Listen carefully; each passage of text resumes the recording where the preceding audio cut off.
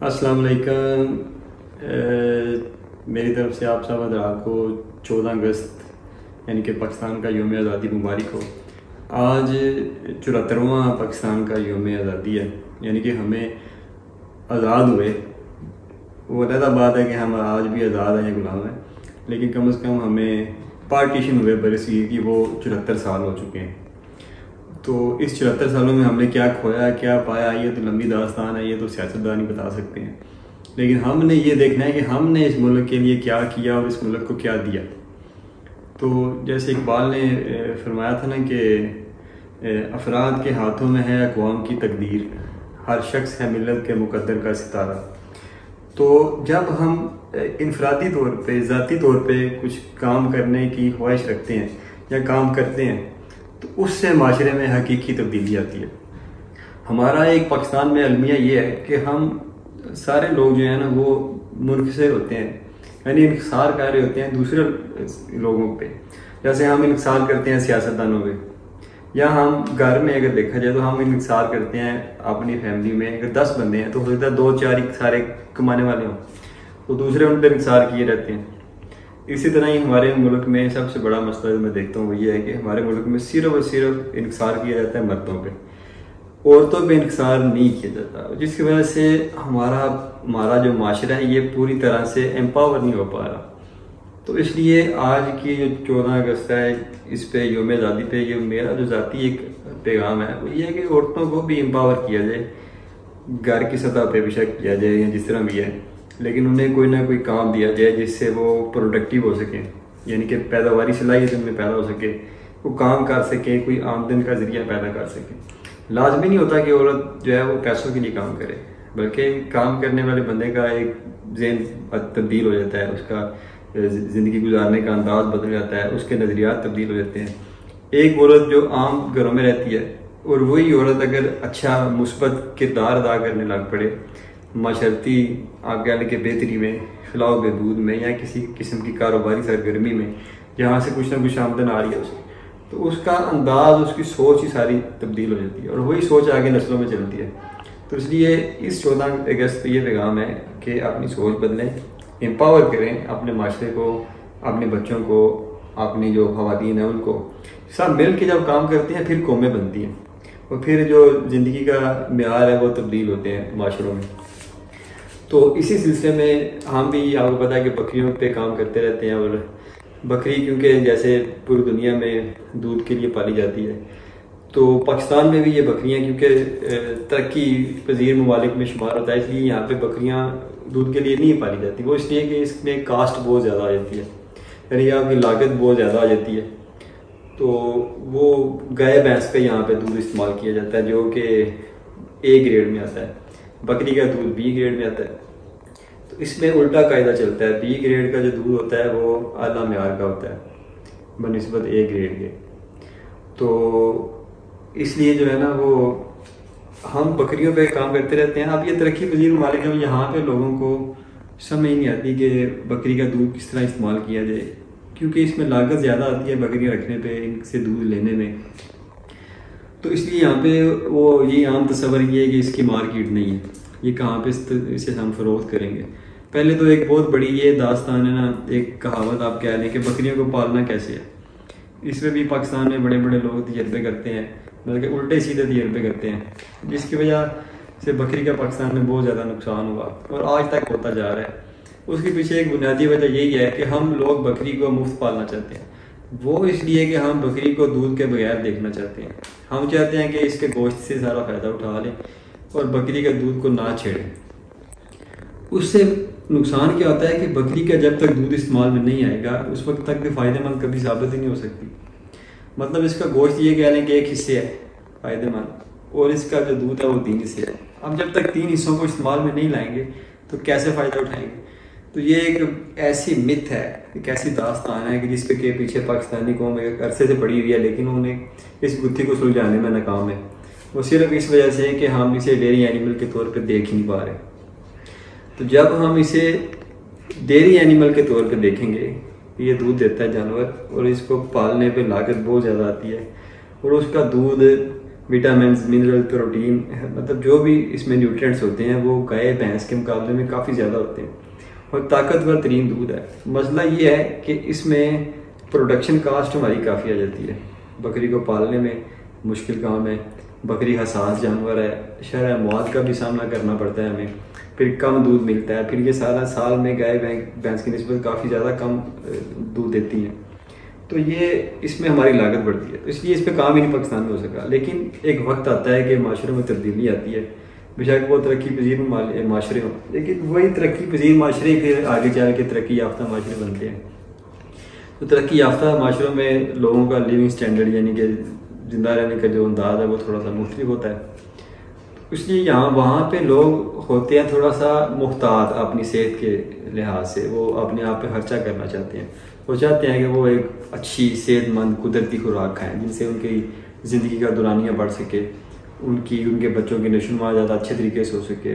और ज़्यादा अच्छी खुराक खाने वाली कौमें जो है आपको पता है ज़्यादा ज़हीन भी होती हैं, तो उनका जो ज़हन है वो तेज़ हो सके। तो ये सारी चीज़ें तरक्की याफ्ता ममालिक में लोग ये काम ये ऑर्गेनिक वे से लाइफ गुजारना चाहते हैं, चाहते हैं कि हम कुदरती तरीके पर अपनी ज़िंदगी को गुजार सकें। आज का दौर आपको पता है तजारती दौर है, इसमें हर एक चीज़ में एक अजीब सी कैफियत है, बस पैदावार लेने का चक्कर है।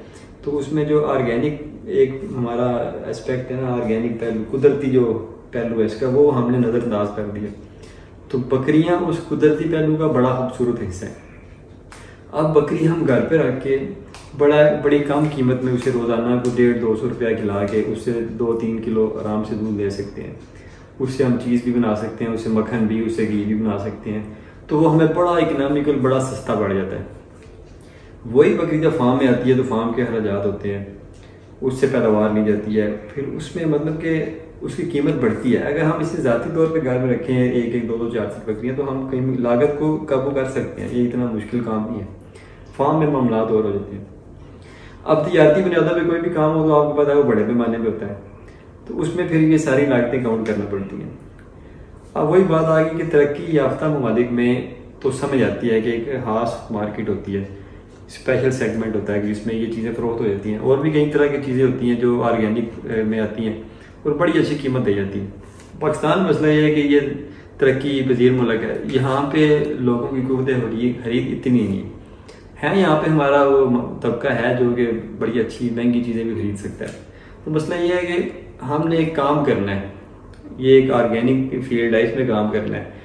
तो काम करके हम जो हमारी टारगेट मार्केट है, जो आप कह लें कि वो लोग जो अफोर्ड कर सकते हैं, उन्हें टारगेट करना चाहिए। उससे जब मार्केट बढ़ती है, ज़्यादा लोग काम में आते हैं, तो फिर कीमतें भी मुस्तहकम होती हैं, कीमतें नीचे आती हैं, फिर उसकी रेंज जो है वो ऊपर वाले तबके से नीचे वाले तबकों तक वो चीज़ पहुंच जाती है। लेकिन काम का आगाज़ करने से ये सारे काम होते हैं। तो शुरू में चीज़ें महंगी होती हैं, आपको पता आती हैं, बाद में आस्ता आस्ता जब उसमें कंपटीशन आ जाता है, ज़्यादा लोग आते हैं, ज़्यादा काम होता है, पैदावारी सलाहियत बढ़ती है, तो वो चीज़ों की कीमत जो है वो मामूल पे आ जाती है।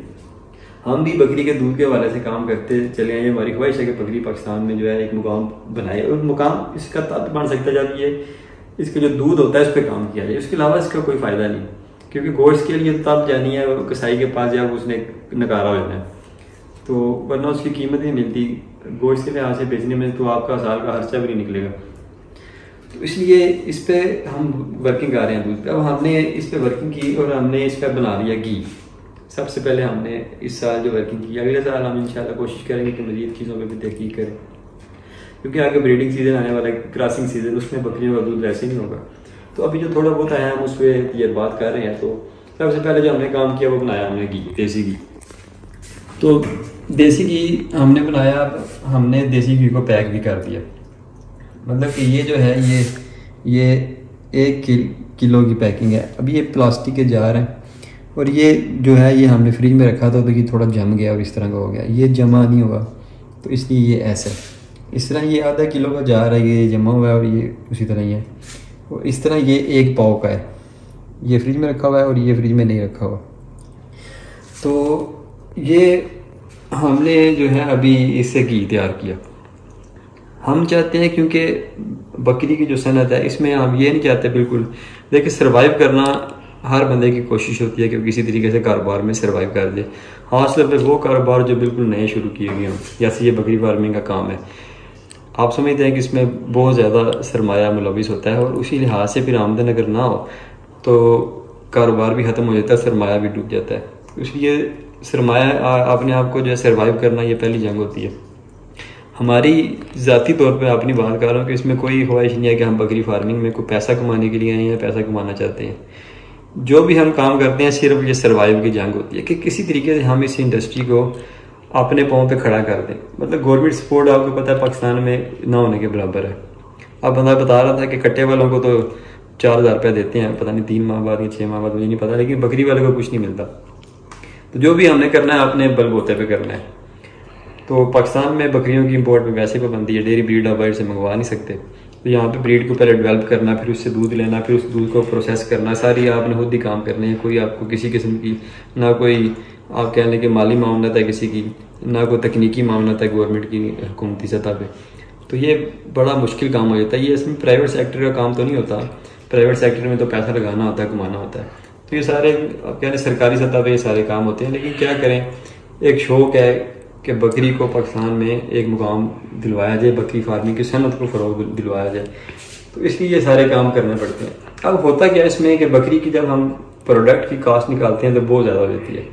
हम भी हैरान रह जाते हैं कि यार ये तो बहुत ज़्यादा महंगा चला गया। अब बकरी का दूध जो है वो अमूमन गाय भैंस की दूध की निस्बत, मैंने जो स्टडी किया गूगल पे, आप लोग भी देख लें, 5 गुना, किसी जगह पे 7 गुना महंगा होता है जहाँ पे सप्लाई होती है। जहाँ पे सप्लाई नहीं है वहाँ तो कोई रेट नहीं। आज बंदा कह रहा था रावलपिंडी में 300 रुपये किलो एक बंदा दे रहा है, कराची में 900 रुपये किलो दे रहा है। इसका मतलब यहाँ पे कोई रेट नहीं है। जिसके पास जितना भी आएगा 5-10 किलो तो वो अपने रेट के हिसाब से दे ही जा रहा है। मतलब रेट वहाँ पे बनता है, यहाँ पे सप्लाई आती है मुसलसल। आप एक सप्लाई चेन बनाते हैं मार्केट में, पहले इतनी पैदावार अपनी करते हैं, फिर सप्लाई देते हैं, फिर रेट के सही तयन होता है। तो हम ये काम करते रहते हैं। अब ये दूध से हमने देसी घी बना लिया। आप यकीन करेंगे ये इतना महंगा पड़ गया कि हम खुद हैरान है कि ये कितने पे सेल होगा। अब गाय भैंस का जो देसी घी है वो 3,000 रुपये के आगे पीछे सेल हो रहा है। उसमें अगर अच्छा हो तो 3500 तक ज़्यादा से ज़्यादा मिल जाता है। लेकिन ये जो घी है ये बहुत ज़्यादा महंगा पड़ रहा है। अब अगर हम बैन अवी मार्केट के हिसाब से देखें तो मेरे हिसाब से कुछ मैंने देखा था शॉपिंग स्टोर होते हैं ऑनलाइन, उस पर ये 28,000-30,000 रुपये किलो तक फ़रोख्त हो रहा है। 200 ग्राम की पैकिंग में 5-6 हज़ार की डब्बी मिलती है। मतलब जैसे ये डब्बी है, ये अब ये 250 ग्राम है, तो ये आप कह लें कि 5-6-7 हज़ार रुपये का ये इतना बिक रहा है ये बैन अवी मंडी में जो है। तो ये कास्ट कितनी ऊपर चली जाती है। असल में काफ़ी ज़्यादा इसमें भैंस की निस्बत काफ़ी कम फैट होते हैं बकरी के दूध में, न्यूट्रिएंट्स ज़्यादा होते हैं। तो इसमें मैं पढ़ रहा था जो फैट कंटेंट होते हैं ना वो थोड़े छोटे होते हैं। मतलब गाय भैंस का अगर होता है ना 3U एक इकाई होती है, तो इसका 2U होता है। मतलब फैट कंटेंट छोटे होते हैं, इस वजह से ज़्यादा जल्दी हजम हो जाता है, दूध हजम होता है। बच्चों के लिए, मरीजों के लिए, सब के लिए ज़्यादा फायदेमंद इसलिए है कि आप क्या कि इंस्टेंट रिलीफ एक किस्म से तेज़ी से ये जुज़्व बदन बन जाता है हजम होकर। ताकतवर इसमें अज़्ज़ा ज़्यादा होते हैं, तो दूध कम मिलता है बकरियों से। जब काफ़ी ज़्यादा दूध से हम जो है वो भैंस की निस्बत इसमें से आधा वो सारा कुछ मलाई सारी चीज़ें निकलती हैं। कास्ट बहुत ज़्यादा होती है, इसलिए कास्ट इतनी ज़्यादा पड़ जाती है कि समझ नहीं आती कि बंदा करे क्या। तो अब देखें, ये हमने इसका जो एक्सपेरिमेंट किया, तजर्बा किया, वो मोटा मोटा वो ये था कि 50 किलो दूध में से हमें निकली 3 किलो इसमें से क्रीम निकल आई। अब उस 3 किलो क्रीम में से 1.5 किलो घी निकला। देखिए 1.5 किलो भी पूरा नहीं निकला। कल हमने निकाला 3 किलो क्रीम में से 1300 ग्राम इसका घी निकला। तो मतलब कि 50 किलो बकरी के दूध में से आपने 1300 ग्राम घी निकाला। अच्छा, अब बैन अवी जो एक मार्केट है उसमें एक बकरी का दूध की अगर कीमत लगाई जाए तो किसी जगह पे बंदा बताता है 700 रुपये, किसी जगह पे 500 रुपये, किसी जगह पे 1000 रुपये, किसी जगह पे 1200 रुपये। तो एवरेज हम 600-700 रुपये भी अगर लगा लें एवरेज, तो मतलब चलो 500 रुपये भी लगा लेते हैं एवरेज, तो 25 हज़ार का दूध हो गया। अब 25 हज़ार के दूध में से 1.5 किलो घी निकला, 1.5 किलो भी पूरा नहीं चला, 1.5 ही लगा लें। तो उस हिसाब से वो कितने का हो गया, पता नहीं कितने का बनता है। और 1.5 किलो का हिसाब 10, 12, 24, 25, पता नहीं कितने का बनता है, हिसाब लगा लें। लेकिन ये कि 1.5 किलो बन गया 25 हज़ार का, कितने का बनता है? 1.5 किलो 25 हज़ार का। हाँ, 8 3 × 24 है ना, तो 8,000 का आधा किलो हो गया ना तकरीबन, 8 सवा 8,000 का, तो 16,000 रुपये का मोटा मोटा ये कह लेंगे किलो बन गया। अगर बकरी का दूध का हम 5 रुपये लगाएं तो मतलब ये इसका इंटरनेशनल मार्केट में कम से कम रेट है, इतने पे मिलता है, लेकिन मैं फिर भी कह रहा हूँ कि ये इतने भी अगर हम लगा लें। अब होता क्या है कि इसमें क्रीम निकालने की कास्ट, मशीनरी की कास्ट, प्रोसेसिंग कास्ट, इसको प्रोसेस करना, मक्खन बनाना, फिर उसमें फिर प्रोसेस करके इसका घी निकालना, फिर पैकिंग कास्ट, ये सारी चीज़ें शामिल करें तो कहाँ बात चली जाती है। तो मतलब ये बड़ी महंगी प्रोडक्ट्स तैयार होती हैं बकरी की, लेकिन ये 100% ऑर्गेनिक चीज़ें होती हैं कि स्पेशल आइटम होते हैं। फिलहाल बकरी की मार्केट असल में है ही सारी पूरी दुनिया में स्पेशल कस्टमर होते हैं जो कि अमीर तबका होता है वो सिर्फ इस्तेमाल कर सकता है, या आप क्या गरीब या मुतवसत तबका वो इस्तेमाल कर सकता है जो खुद बकरियां घर में रखता है, 1 2 4 बकरियां घर में रखी, एक बकरी पे उसका रोज़ 100 से 200 रुपये के बीच में खर्चा आता है, तो वो उसके लिए वो 2 किलो 1.5 किलो 1 किलो 2.5 किलो इतना दूध बकरी का आ जाता है, तो उसको समझ आ जाती है। लेकिन जब आप कहते हैं कमर्शियल लेवल पे तो फिर आपके खर्चात उस हिसाब से बनते हैं, वो फिर सारा कुछ जो है करके तो आपको समझ नहीं आती चक्कर क्या चल रहा है। तो हम तो क्योंकि चाहते हैं कि पाकिस्तान में चीज़ें प्रमोट हों, ज़ाती तौर पे उनसे कमाना नहीं चाहते, सिर्फ ये चाहते हैं कि अब बकरियां देखें अभी हमारे पास बकरियां महंगी हैं। क्यों महंगी हैं? पहले दिन से अपना ये तस्वर था कि बकरी महंगी नहीं होनी चाहिए, और बावजूद आज भी ये तस्वर है। अगर हम कोई महंगी सेल करते हैं, क्यों करते हैं? किस तरीके से सर्वाइव कर रहे हैं। आज हमारे पास आमदन का कोई जरिया नहीं है, अभी दूध को हमने प्रोसेसिंग में लाना शुरू किया, हो सकता है कि इससे हमारा कोई आमदन का जरिया बन जाए, तो हम बकरियों की कीमत को बहुत ज़्यादा मुनासिब कर दें ताकि ये अच्छी बकरियां हर जगह पाकिस्तान में पहुंच सकें और लोग अपने घरों में 1 2 4 बकरियां रख के और उनसे दूध लेके ये सारी चीज़ें बना रहे हैं जो कि सस्ती होती हैं। हमारा मकसद इन चीज़ों को महंगा करना या बकरियों को महंगा करना कभी भी नहीं रहा, ना ही आ जाए। मकसद सिर्फ ये सारी चीज़ें आपको बताने का कि देखें हम ये इस तरह काम कर रहे हैं तो ये इसकी ये कास्ट आ रही है, आप लोग खुद किसकी कास्ट निकाल सकते हैं। हमने जो निकाली वो ये है कि असूली तौर पर बकरी का दूध इतने का फ़रोख्त होता है, हमने सिर्फ इसमें प्रोसेसिंग कास्ट सारी चीज़ें वो इजाफी तौर पे नहीं डाली, तो मतलब कि ये महंगा आइटम तैयार हो जाता है। तो हम चाहते हैं कि इस किसी तरीके से इस मतलब कि इसकी कीमत कम हो, लेकिन कीमत कम कैसे होगी ये भी एक बहुत बड़ा सवाल है, क्योंकि बकरी की कास्ट बहुत ज़्यादा आती है।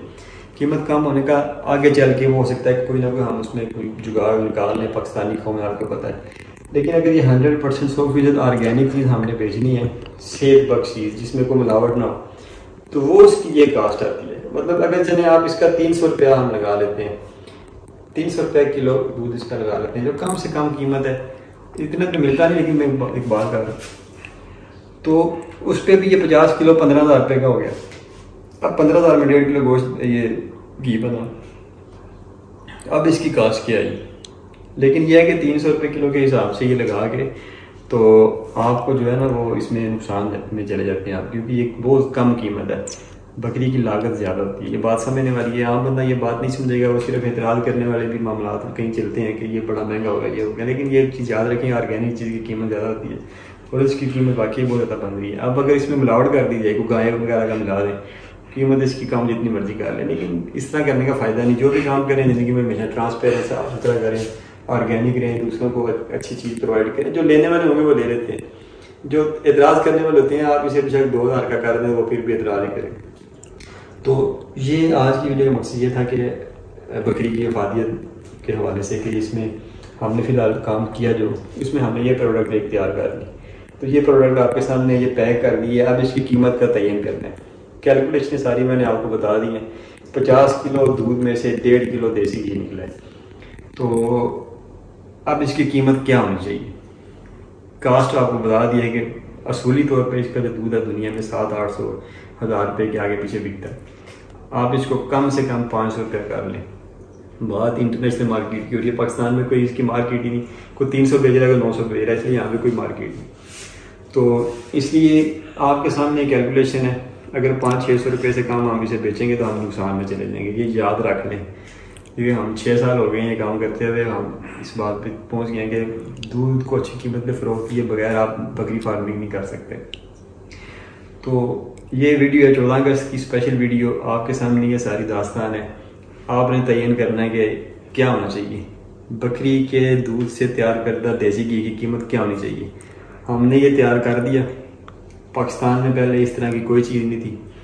ये पहली बार पाकिस्तान में देसी घी जो है इधर पाकिस्तान में तैयार हुआ। कास्ट क्या आती है आपके सामने सारी कैलकुलेशन बता दी है। अब आप इस वीडियो के कमेंट में बताएं कि असूली तौर पे अपने आप को हमारी जगह पे रख के सोचें कि आपने एक सफ़र तय किया हो और उस सफ़र पे आपने कुर्बानियाँ दी हों और इस काम को आप सर्वाइवल मोड में लेके आना चाहते हो कि किसी तरीके से ये सर्वाइव कर जाए और दूसरों के लिए ये चीज़ फ़ायदेमंद हो। फ़ायदेमंद दूसरों के लिए तभी होगी ना जब हम सर्वाइव कर लेंगे। तो सर्वाइवल रेट इसका क्या होना चाहिए? चलें, प्रॉफिटेबल रेट नहीं है, सर्वाइवल रेट क्या होना चाहिए? सर्वाइवल उसे कहते हैं जिसमें थोड़ा सा कुछ आपको मिले भी ताकि आप आगे भी काम कर सकें। पैसा आएगा तो आप लगाएंगे, कुछ नई डेवलपमेंट करेंगे, आप कुछ स्टॉक पे लगाएंगे, कोई मशीनरी पे लगाएंगे, कुछ शेड्स पे लगाएंगे, कुछ इनकी अच्छी खुराक पे लगाएंगे। तो इसलिए हर काम में मुनाफा होना ज़रूरी होता है। सारी कैलकुलेशन आपको बता दी है। अब आपने कमेंट्स में बताना है कि आप क्या सोचते हैं इसमें क्या होना चाहिए। इसके अलावा आप कॉल भी कर सकते हैं। बेहतर यह है कि आप व्हाट्सअप मैसेज कर दें, वॉइस मैसेज कर दें, व्हाट्सअप पर लिख के मैसेज कर दें, कुछ ना कुछ अपनी राय दें ताकि उसकी रोशनी में हम इस काम को आगे बढ़ा सकें, ताकि बकरी फार्मिंग का पाकिस्तान में मॉडल बन सके। बकरियां लोग रखते हैं लेकिन रख के एक आधा साल उन्हें खिला खिलू के बाद में छोड़ देते, कहते हैं फ़ायदा नहीं हुआ। फ़ायदा कैसे होगा? उनसे दूध लेंगे, आउटपुट उनका बेचेंगे आगे, फिर ही फ़ायदा होगा। हम ये चाहते हैं कि हम पाकिस्तान में ये तस्वर जो है उसको पुख्ता करें कि आउटपुट और फ़ायदा सारा इसके दूध में। तो कुछ ना कुछ हम इसकी मार्केटिंग शुरू करेंगे, प्रोडक्ट में आएंगे, तो फिर ही आगे चल के वो लोगों के जो ज़हन में तस्वर बनेगा कि हमने दूध के लिए बकरी रखनी है। फिर आस्ता आस्ता दूध भी लोग बेचेंगे, इस तरह के देसी घी भी बनाएंगे, सारे काम करेंगे। अपनी ख्वाहिश सिर्फ ये है कि ये आप सारे लोग ये काम करें, देसी घी बनाएं, चीज़ बनाएं, दूध पैक करके बेचें, दूध खुश करके बेचें, जो भी काम करें, लेकिन ये काम आप लोग करें। हम सिर्फ चाहते हैं इस काम को प्रमोट करना। अब हमारी ख्वाहिश है कि किसी तरीके से इसको सर्वाइवल मोड में लेके आया जा सके, आगे किसी को बताया तो जा सके कि इस तरह ये काम किया जाता है और इस तरह इस काम में सर्वाइवल भी है, इसमें आप पैसा लगा के कुछ कमा भी सकते हैं। ये थी हमारी आज की वीडियो। नंबर नोट कर लें जिस पे आपने ये सारे कमेंट करके व्हाट्सएप पे भेजने हैं या इनके सब कॉल भी कर सकते हैं। तो 0334 64 74 113 ये नंबर है, 0334 64 74 113। तो ये थी हमारी आज की वीडियो, स्पेशल वीडियो 14 अगस्त के हवाले से। तो हमें रखें दुआ में याद, इंशाल्लाह मिलते हैं बहुत जल्द किसी नए टॉपिक के साथ। तब तक के लिए हमें दें इजाज़त। अल्लाह हाफिज़।